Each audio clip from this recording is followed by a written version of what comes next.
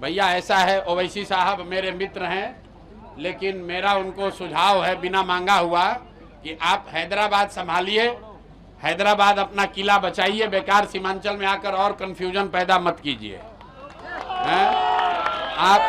आप अगर आप हैदराबाद अपना संभाल लिए होते, अगर तेलंगाना में मुसलमानों का भला कर दिए होते तो यही बढ़िया होता।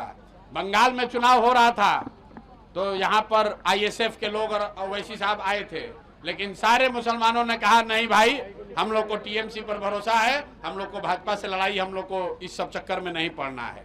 आईएसएफ और ओवैसी साहब कुछ वहाँ नहीं कर सके। इस बार सीमांचल के मुसलमान वो गलती नहीं करेंगे जो 2020 में हुआ है।